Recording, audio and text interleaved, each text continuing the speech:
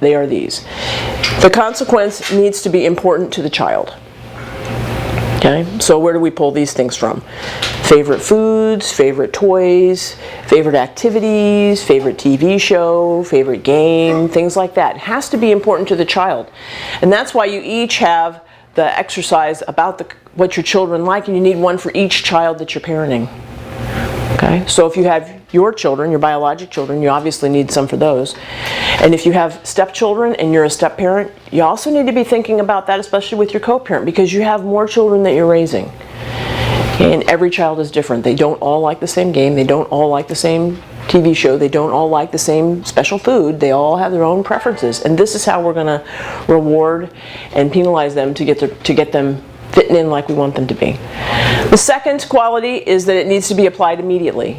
And immediacy also depends upon how old the child is. Because a 2-year-old, you got to connect things really close so that they understand this happened because of what I did, either good or bad.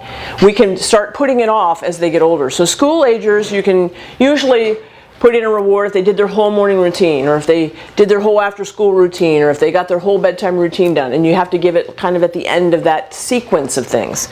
When you get to preteens and teenagers, you can defer for hours, and so they can be doing things in the morning and they can watch TV or use their phone in the afternoon. You also can build in bigger as kids get bigger.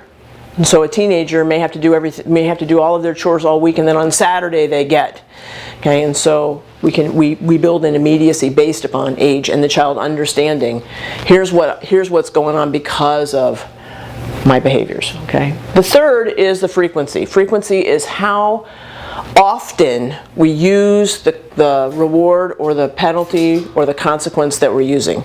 And just like we get bored with the same thing, kids get bored with the same thing. So if you're overusing game time, eventually that's going to get old and you're not going to motivate them to do anything, because they're done with that one. And that's where you have to go pick something else.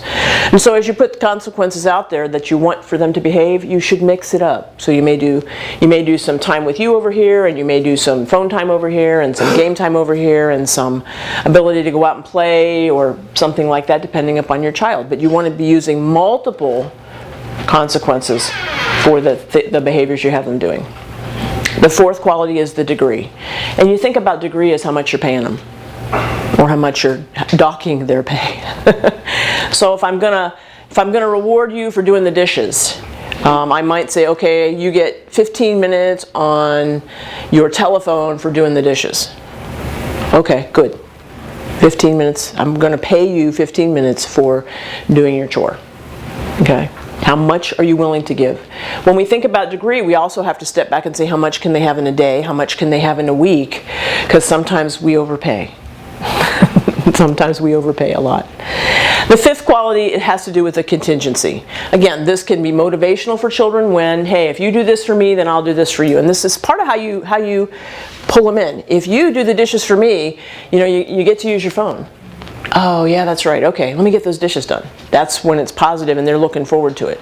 We're going to move into negative consequences here. And all of these still apply to negative consequences as well. So keep that in mind. The 5 qualities are the things you have to consider as you're working.